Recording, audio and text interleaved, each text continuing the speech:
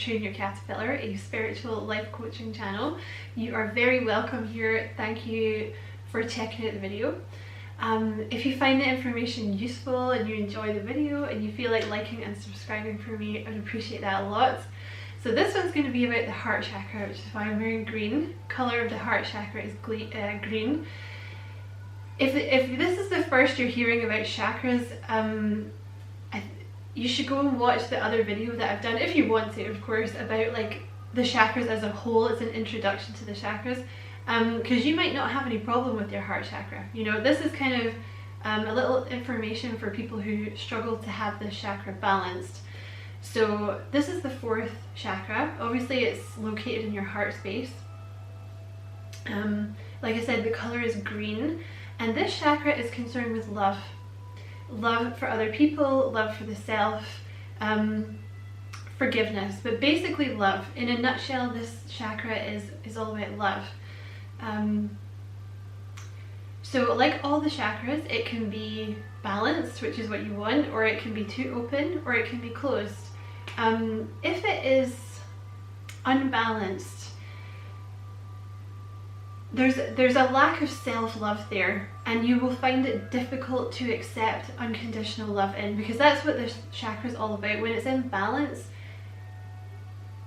you're trying to get to unconditional love, basically. Okay, so like love, it's like forgiveness for other people, you know, forgiveness for the self. So if it's closed, you may find that you are kind of judgmental, and there's like a lack of compassion there for other people, right? If it's too open, you will find that you are you're kind of getting taken advantage of, and there's a lack of boundaries there.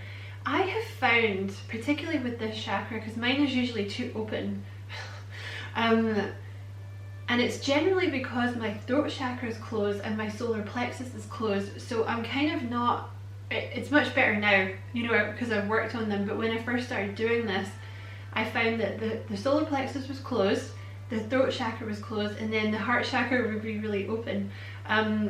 So, you know, it's almost like because you're not speaking up for your needs and you have no confidence, that you feel the need to give too much to others in order to get them to love you, right? So, like if it's too open, there's kind of a lack of self-love there, right? Because when it's balanced, when you're in harmony with yourself, you're like, okay, so I don't really need to overgive to you, because I don't really need your validation. Do you know what I mean? And like if it's too closed, you know, there's going to be kind of almost like a wall up. You know, if it's too open, you're too eager to kind of give too much of yourself, right? And like, you know, sacrifice so much of yourself for others because you're trying to get validation. But if it's closed, it's kind of the opposite, and you're a bit closed off. So either way, like if it's too closed or too open, there's a lack of accepting love in, right? Because if it's too closed, then you're kind of rejecting people because you don't trust them, kind of thing, and you got a wall up. Or if it's too, whereas if it's too open, you're too concerned with giving to others and not receiving. So you need it to be balanced. It can often become closed when people do mean things to you, right? Like if there's, say, one person, doesn't have to be, you know, it can be like a friend, family member, love, whatever. You know, there's someone that you feel has treated you badly. You know, for that particular person, you may feel like a lack of compassion and like, you know, kind of judgmental about the person, right? Because they've hurt you. And the heart chakra, I always think of it as kind of the brain of the chakra system. It's like where the memories get stored, you know. So like if someone has hurt you, the memories will be stored there. Or for, you know, if it's too open, like at some point, it's really tied in with the solar plexus and the throat chakra. Like at some point you have learned that you're kind of not worthy of love unless you're giving all the time. If you see what I mean. I hope that's making sense. So what you want it to be is balanced. That's when it's going to be healthy. When it's in balance, you will find it is much easier for you to kind of let go of like hate and you know, judgment, and like it's all about forgiveness, you know. And it's not just forgiveness for other people, it's also forgiveness for yourself, you know, because maybe you've done some things in the past that you're kind of a little ashamed of, or it could even be, say for example, you dated someone who was like really mean to you, or you know, they just treated you badly, and later on you're like, oh, I feel like such an idiot for trusting that person. There's a lack of self-forgiveness there, because really the state that you have to get yourself into, and like balancing this chakra will help you do that. Once you balance this, I'll tell you how to balance it in a minute, but once you balance it, you will find that the compassion and the forgiveness and the easygoingness comes much more easily, and you will start to understand, like, that was a lesson. That was one of my lessons, you know. it'll be much easier for you to get to forgive people and forgive yourself, right? Because with other people, you'll be like, okay, so you did that thing, but I understand that you were coming from a place where you couldn't help it, right? That was just the level of consciousness you were at the time. You hurt me because someone else hurt you, and I forgive you.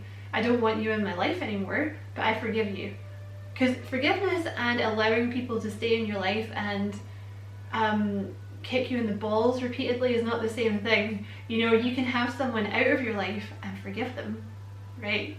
You don't have to let toxic people stay. That's not the same thing. And also, like, the self-forgiveness thing, you know, because you might blame yourself. Like I said, maybe you wasted like 5 years in a bad relationship with a friend, or, you know, you let family members take advantage of you, or, you know, a boyfriend or girlfriend or whatever. And, you know, once it all ends, you're like, oh, I'm so angry with myself, like 5 years down the drain, and I should have seen it before, you know, I should have seen the signs. It was your lesson. How are you going to identify these things if you don't go through them, right? It's a quote by Confucius, right? Like, if you tell me something, I'll forget it. If you show me, I'll remember a little, but if I do it myself, like, then I'll remember. That's how you learn the lessons, right? So when the chakra is imbalanced, you will find it much easier to forgive others and forgive yourself, and then you can kind of move on, right? Because that's why you forgive others. It's not for them, it's for you. It's for you, so that you can move on. Because if you're still, it's like a trauma bond with these people that have hurt you, or situations that have hurt you, or you still blaming yourself for things that you've done in the past. It's like a trauma bond. You still have that etheric cord, you still have that connection with the person. So it's kind of not allowing you to move on until you release it and forgive them, right? Because say you're in a bad relationship, right? Say you got divorced. You might think that you've moved on, but if you're kind of reluctant to let someone new into your life because you're projecting what the past person did to you, you still have that tie, right? But when you can forgive that person and forgive yourself and be like, okay, so maybe we were in a relationship too young, you know, I understand, you know, they cheated on me and they treated me badly, but I understand that came from a place of their own insecurities and it was nothing to do with me. Then you can move on to the new person, for example, right? So that's why it's all of the chakras are equally important, but I think that this one is particularly important because it vibrates at the level of love, universal love. And I don't want to go too much into this because this is not why you came, but I will make a separate video about this, like frequencies and the vibration of love. Because everything, the foundation of the universe vibrates at a frequency of unconditional love, basically. So that's when you get to that point, that's kind of when you're able to ascend, right? So yeah, it's really, really important for this chakra to be balanced. So to balance this chakra, of course, you can wear green. You can surround yourself with green. You can eat green food. Like, lots of green food will help with this chakra, like spinach, you know, leafy greens, this kind of thing. Natural green things like Skittles are not going to help. Unfortunately, I would love to be able to recommend Skittles, but as with all the chakras, I will leave the frequencies that I use in the description box, because like I was saying, it's all about frequency, right? So the chakras, each of them vibrates at a different frequency. So I tend to use sound healing for everything because I just really like it. It's very cost effective, it's very green, you know, it doesn't damage the planet, and it's easily available and it works. So I will leave a bunch of different chakra frequency clearings. Obviously you don't have to use them, you can use whatever you want. I'm not affiliated with the channel that uses them, I just really like them. I think it's really useful, you know. There's an overnight one, there's like a shorter one, and there's a very short one. I tend to use the overnight ones because it gets past the conscious brain, so it will work better, right? You can use affirmations. I'm sure there's a bunch of different yoga poses that I don't really know much about yoga, but you know, there's always yoga poses that correlate to each of the chakras. You can use crystals. Any kind of green crystal will help you balance this chakra. Obviously you can use different meditations if you want to do that. Also, forgiveness rituals is something that will really help, but I find that the sound frequencies it helps you do that. Do you know what I mean? Because it kind of helps you unblock. That's just what I use. I have a bit of a preference for it. I just find it's easier to forgive people for me when I've kind of healed this chakra a bit, you know. I would recommend, like, if you're going to use the sound healing, don't, like, if it's the first time you've done it, don't do it in a public place. Like, don't do it at work and don't do it on the bus or whatever, because you might find, particularly with the heart chakra, you may find that a lot comes out, you know, because it's like all the gunk of people that have hurt you, or like, it's basically the brain, like where all the bad memories are kind of stored, you know. So you might find that you start crying, and that's what happened to me. So I recommend doing it, like, you know, when you have time to deal with that and you're not in a public place.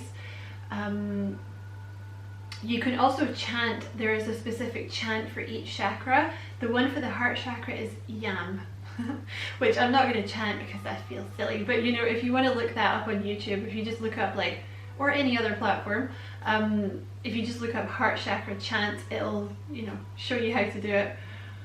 I think that's everything that I wanted to say about the heart chakra. I think that's everything.